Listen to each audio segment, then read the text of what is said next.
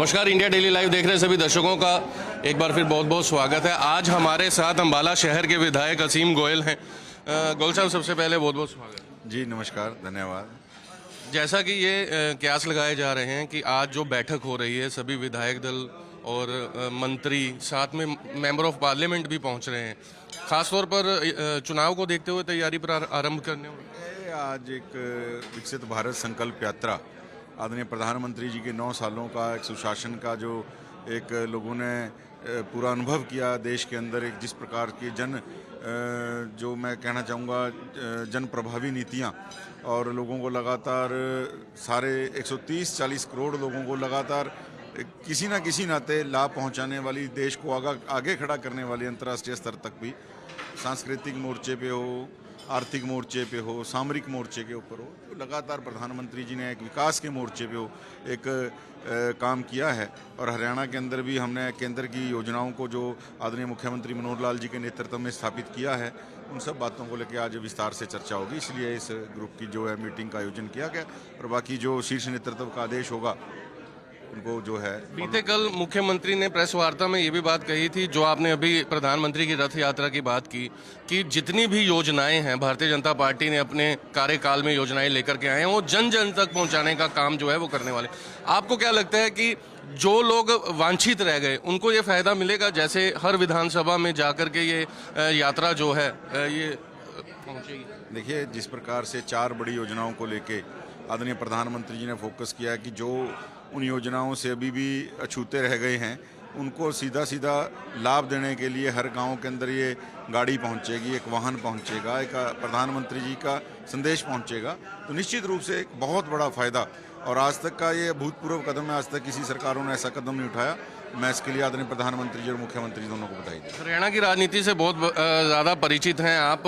बीते 2 दिन पहले कैप्टन अभिमन्यु हैं, आम आदमी पार्टी के नेता, कुरुक्षेत्र के एक नागरिक अस्पताल में जाते हैं और सीधे तौर पर सरकार पर कटाक्ष करते हैं। उन्होंने कहा कि स्वास्थ्य से संबंधी अगर आपने काम देखना है तो पंजाब जाइए, लेकिन भारतीय जनता पार्टी सरकार हरियाणा में विफल हो गई है क्योंकि एक ही बिस्तर पर 2-2 मरीज जो हैं उनका इलाज हो रहा है। देखिए, मैं पहले तो आम आदमी पार्टी वालों के लिए बताना चाहूँगा, इस प्रकार से चीज़ों को तोड़ मरोड़ के पेश करना उन्होंने सीखा। उनको डिग्री ही इसी चीज़ की दी जाती है, अपनी बात को, झूठ को सच से स्थापित करना और दूसरे के सच को झूठ में कैसे बदलना। इस बात की पीएचडी जो है आम आदमी पार्टी के सब नेताओं ने और कार्यकर्ताओं ने कर रखी है। कार्यशालाएँ इसलिए लगाते हैं।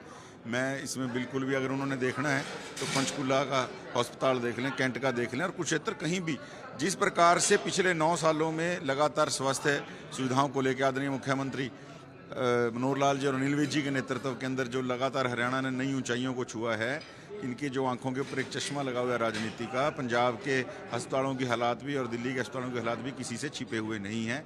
मैं इसके ऊपर कोई ज़्यादा टिप्पणी नहीं करना चाहता, लेकिन एक बात जरूर कहना चाहता हूँ कि इन्होंने जो पीएचडी की है, लेकिन जनता है, जो पब्लिक है, सब जानती है। इतना ही मेरा इसमें कहना है। मेरा आखिरी सवाल है आपकी विधानसभा को लेकर के।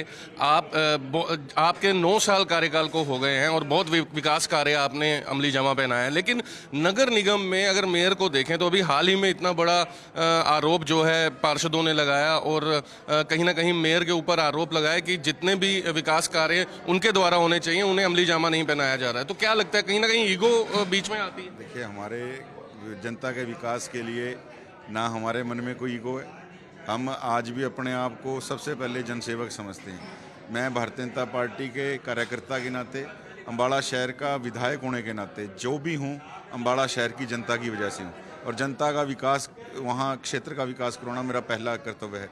इसमें मेरी कहीं भी ईगो नहीं आ सकती। नहीं, मेयर से संबंधित माननीय मेयर मैडम को लगातार अब 3 साल होने जा रहे हैं, लेकिन मेरा ये मानना है कि जिस प्रकार के बड़े बड़े वादे, जिस प्रकार की उन्होंने एक लोगों को तिलिस्म दिखाया था, वो सारा टूट रहा है। और उनको मेरा ये निवेदन है, वो एक बार तो केंद्र सरकार और राज्य सरकार की तारीफ करते हैं और दूसरी तरफ वहाँ धरातल पे जाके बोलते हैं हमें काम करने नहीं दिया जा रहा। भैया, सच क्या है? एक बार सच लोगों के आगे बता दें। क्या केंद्र सरकार और राज्य सरकार काम कर रही है तो बता दें। उनको काम नहीं करने दिया जा रहा तो किसके द्वारा नहीं? ये सब बातें एक निराधार आरोप है। मीठा मीठा गप गप और कड़वा कड़वा थू थू, ये नहीं चलेगा। राजनीति बड़ा क्रिस्टल क्लियर फंडा है। मैं तो मेयर मैडम को कहूँगा, आप बड़ा राजनीतिक घराना है, अब आपको बेबसी लगती है कि भैया हमें किसी को अधिकारी के पास या सरकार के लोगों के पास जाके काम के लिए कहना पड़ता है।